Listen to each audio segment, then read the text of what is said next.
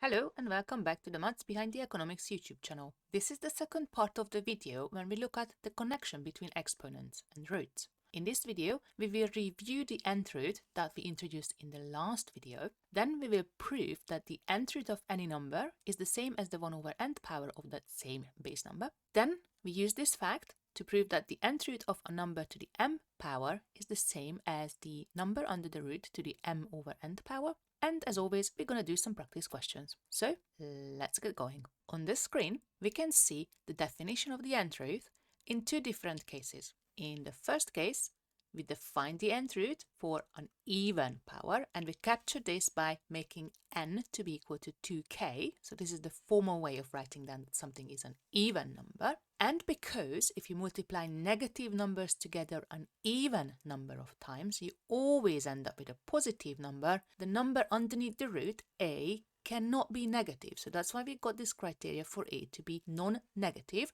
which means either 0 or positive. But the main idea for the root is always that the nth root of a is going to be x when that x raised to the nth power back gives you a. So the way you can think about it in plain English is, what's the number I need to multiply by itself n times to give me back the number that's under the root? Now, what's the difference between the first definition and the second? Well, in the second, we say that n is to be 2k plus 1. This is the formal way of writing down that something is an odd number.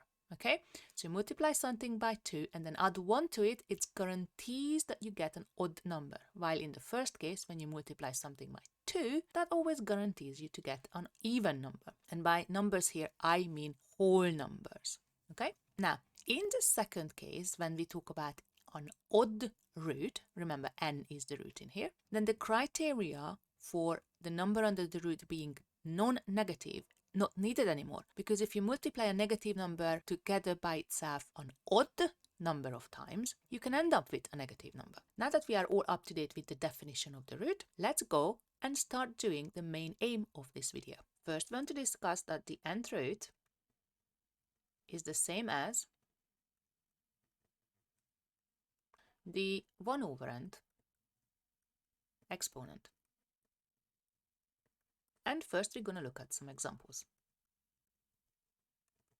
So we know that 2 is the square root of 4. I'm going to put the 2 into here just to make sure that we all understand that it's a square root, because we know that if you multiply 2 by itself twice, we end up with 4. That's lovely. But what we want is 4 to the half to be equal to square root of 4. That's the whole aim, show that the root is the fractional power. Well, I don't really know what to do, but I've got an idea.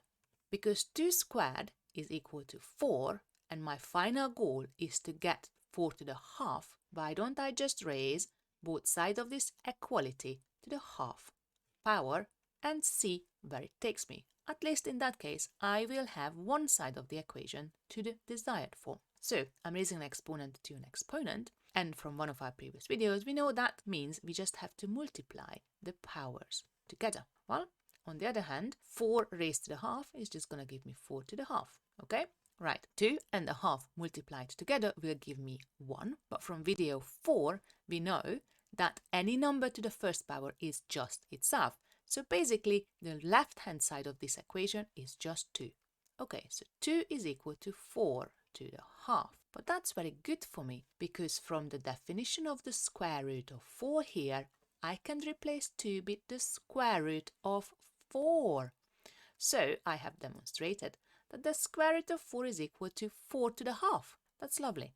I've shown you one example, and this is an even root. How about an odd root? Well, for example, I know that 3 is equal to the cube root of 27 because I know that 3 cubed is equal to 27. So again, I can use the same logic as in the previous example. 3 cubed equals to 27, and if I raise both sides to the 1/3, then in that case at least I have the 27 to the 1/3. On the left hand side, I'm raising an exponent to an exponent, so again I have to multiply the exponents together, and 27 to the third is staying. 3 times a third is going to give me 1 again, so I can replace the left-hand side by 3 because any number to the first power is just itself. So 3 is equal to 27 to the 1/3. And again, because I know that 3 is equal to the cube root of 27, I can replace the left-hand side with cube root of 27 and the right-hand side is 27 to the 1/3. Nice. So it works for an even root example and it works for an odd root example, but these are just examples. We need to go and prove that it works with any case. So we need to move on to and use letters instead of numbers. So let's prove the general case. So let us remember what we're trying to prove. We are trying to prove that a to the 1/n is equal to the nth root of a. Again, first, we're going to start with the definition of the root. So I know that the nth root of a is going to be x when x to the n gonna give me back a. Again, try to remember it with the plain English explanation. I'm looking for the number that if I multiply that by self n times, I'm going to get back a. So let's follow the logic of the example and see if it holds in the general case. So x to the n is equal to a. I want a to the 1/n, so I'm going to raise both sides of this to the 1/nth power. Again, the left-hand side, I'm raising a power to a power or an exponent to an exponent. So I'm just going to have to multiply the exponents together. And the right-hand side does not change. We need a bit more space. Multiplying n and 1/n together, the n's cancel out and we end up with x to the 1. But again, from video 4, we know that x to the 1 is equal to x. So the left-hand side stays x. And the right-hand side is a to 1/n. We are almost there. The last thing we're going to do after making a bit more space is remember that x is also equal to nth root of a. So we're just going to replace the left-hand side with nth root of a. And that's going to show us that the nth root of a number is the same as the 1/nth power of that same number. So far so good, but we actually want to prove something that is slightly a bit different. So let's write out what we aim to prove. So we want to prove that the nth root of a to the m power is the same as a to the m/n power. Well, let's look at some examples again. So square root of 2 cubed. Well, we know that the square root can be rewritten as a half power. What's under the root is now 2 cubed. But what we got here now is an exponent to an exponent. And from video 6, we know that we now just have to multiply together those two exponents. And 3 times a half is gonna give me 3/2 or 3/2, because when you multiply a whole number by a fraction, you just multiply the numerator and the denominator doesn't change. So lovely, it works with the square root and the cube. But again, as in every cases, it's just demonstrating an example. To prove it, we need to replace these numbers with letters. Let us just do that. So I want the nth root of a to the m, and again, I know that the nth root can be replaced by the 1/nth power, and a to the m stays. Again, from video 6, an exponent raised to an exponent will be the exponents multiplied together, and in this case, m times 1/n is just going to be m/n.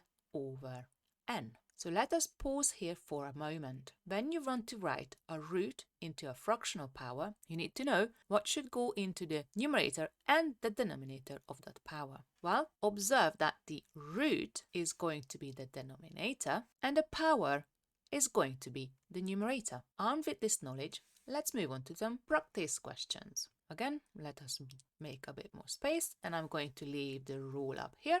And let's try to apply this rule. First example, I've got 4th root of 15 cubed. Uh-oh, I'm in trouble. My rule says that the nth root of a to the m is equal to a to the m/n. But for me, the power is outside. What can I do? Well, I still know that the 4th root is 15 to the quarter. and the cube stays outside. Well, that's interesting. I ended up with an exponent to an exponent, so I can just simply multiply the exponents together, and then the final answer will be still 15 to the 3 over 4. It looks like there is no difference between the power being under the root or outside the root. Why could that be? Well, part of the reason is that when you multiply a quarter by 3, you will get the same answer if you multiply 3 by a quarter. So it's a property of the multiplication that the order can be switched around. I would challenge you to try to do the formal proof that nth root of a to the m is also equal to a to the m over n. Right, let's do the next example. Cube root of 8 squared. Now, this is more like a straightforward application of the rule that we learned about this video. So, we can rewrite this as 8 to the 2/3. Well, hang on, isn't 8 a power of 2? Well, yes, so I can replace 8 as 2 cubed. And then the whole thing needs to raise to the 2/3. Now I'm raising an exponent to an exponent, so I am just multiplying those exponents together, and the 3 cancels out. So what I end up with is 2 squared, which is just 4. Now let's pause here for a moment. Can we get to this answer a little bit faster in a slightly different way? Well, yes. Now you know that the root and the power are interchangeable because they both equal to the same fractional power. We can replace cube root of 8 squared as cube root of 8 squared outside in a bracket. Why is that good for me? Well, the cube root of 8 is just 2. Remember, we're trying to look for a number that if I multiply it by itself 3 times, I end up with 8, and that number is 2. So then I can say that this is just 2 squared, and that's equal to 4. Same solution, somewhat a bit faster. Next example, 7 to the 2/3. Well, sometimes you might want to be able to rewrite a fractional power into the root. So let's think about it. What number goes where? From our original identity, we know that the number in the denominator is always the root. So now we can write cube root of 7. And again, from our identity, we know that the number in the numerator is going to be the number in the power. So the 2 will be the power of 7. Now, as you're studying economics, you want to be as confident and comfortable manipulating variables, letters, as you are with numbers. So let's look at some of those examples. So cube root of x to the n. What can we do here? Well, again, we can rewrite this as a fractional power. So the base will be x, but what will be the numerator and what will be the denominator in the power? Well, again, let's use some colors. The root is always the denominator in the power, and the exponent is always the numerator in the power. So cube root of x to the n is the same as x to the n over 3. Last example, b to the negative 2 over x. Well, just because we are working with the fractional powers and the roots, that doesn't mean we must forget all the other exponent rows. So whenever you see a negative exponent, remember video 5 and rewrite this as 1 over the same base to the positive exponent. And now, because we got a fractional power in the denominator of the original fraction, we can rewrite that as a root underneath the fraction. So what's the numerator and what's the denominator in the power, in the exponent? Well, x is the denominator of the exponent, so x is going to be the root, and 2 is the numerator in the exponent, so 2 is going to be the power under the root. Well, I hope you enjoyed this video. I hope you learned something new. I hope to see you in the next video, when we will be moving away from the same bases with different powers, and now we're going to have different bases with the same powers and discover how to work with them. See you then. Bye.